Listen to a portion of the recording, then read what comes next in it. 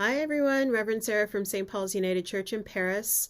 And today is Thursday and not Tuesday, but we were a little bit busy around here on Tuesday this week. We were celebrating the life of Marvin Ford, and so didn't get a chance to record the Tuesday message. So I ask that you continue to hold Chris and her family in your prayers as they continue to move forward, learning about life without Marvin. And so you are getting a Thursday message this week instead. And as always, I like to just give you a couple of reminders about things coming up before we jump into a bit of reflection. And this week's reminders are that this coming Sunday is Christmas in July. I'm so excited. We've really been missing singing our favorite hymns and carols together for the Christmas season the last couple of years. Advent and Christmas have looked so differently in this pandemic, and we have felt unsure of things and worried about being in the same space together. So we are going to do it outdoors where it feels as safe as possible. And I will say the weather is not looking awesome so far for this coming Sunday, so please keep an eye on our Facebook. We are going to make an announcement on our Facebook page on Sunday if the weather is looking like it's not going to work with us for being outdoors at Paris Plains Church. And if it's not, then we'll simply be here in the sanctuary at St. Paul's. So keep an eye out for that. Our hope is, and our plan is still to be at Paris Plains Church, but, if the weather's not awesome, we'll just be inside the sanctuary. The following Sunday, another quick reminder that we are going to be doing a few things that Sunday. So we're going to be doing a specific children's program. Laurel Grieve has got a children's program she's going to help run for the kids. And Laurel is an awesome outdoor educator. And so she's got lots of really fun, great ideas for the kids. So please make sure you bring your little ones out for that. We are also going to be having a soloist. Erica has planned for a friend of hers who's a soprano soloist to come and join us for that day. So that's really lovely to have that out in our space. And then the last couple of things, we're going to share in a meal after worship.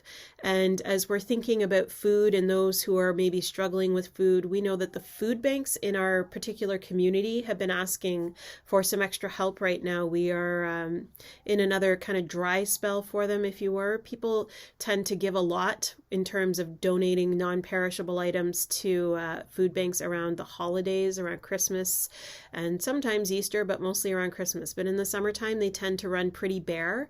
So we're going to do a non-perishable food item collection on Sunday, July the 24th. So be sure to bring that with you for worship. And also be sure to bring a bagged lunch, and we're just going to hang out and share in a meal together after worship on the 24th. So lots going on. If there's any questions or concerns about that, please don't hesitate to be in touch and ask myself or Karen. The last thing that I want to share this morning is a quick reflection. This past Sunday, we focused on farming and farmers and gardeners, people who tend the earth and the soil and care for God's creation, people who feed us, people who feed the animals. And it's such a great way to think about this area that we call our home, those of us who live out here in Brant County, because we are surrounded by farming communities. We are surrounded by farmland. When we're out at Paris Plains Church, it's beautiful. We are surrounded by cornfields, and every year is different for farmers. Every year is a different struggle, whether it's with the weather or the soil conditions or, through the pandemic, there was all kinds of supply chain issues. So we took some time on Sunday to look through the scriptures and see what it had to say about farming and farming practices. And the scriptures are full of analogies that talk about how we are called to look to the farmers, to their practices for planting and sowing and harvesting, in an analogy of how we in our own lives can be in relationship with one another and go about our daily living to be part of the kingdom of God here on earth right now. And one of my favorite ones from Sunday that a lot of people hadn't heard before, but got a chuckle out of when I read it out on Sunday, I'll read for you now, is Ecclesiastes 11:4, when Solomon wrote, "Farmers who wait for perfect weather never plant. If they watch every cloud, they never harvest." And I think that's pretty great advice for us in our own personal lives. If we're always waiting for the perfect opportunity, the perfect moment to call somebody or try something or go out and do something, then we're never going to experience anything. We're never going to experience the joy this life has to offer.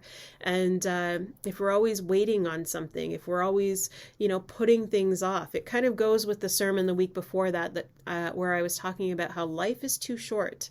Life is too short to postpone joy. I've seen that meme going around on Facebook quite a bit. And so we look to the farmers who don't wait for the perfect moment. They just have to go for it, because if they don't, there's never going to be any harvest. And we know that in the end, the harvest always happens, whether it happens exactly as they planned it to, or whether there's less or more than they thought was going to happen at the end of the year. So I think that's a pretty great analogy for our lives, something for us to think about as we go about whatever the rest of the week holds for us. And as always, I'm going to leave you with my favorite closing remarks, which are, wherever you are this day, I hope that you're safe, I hope you're well, and I hope I get to see you soon. We'll talk to you later, friends.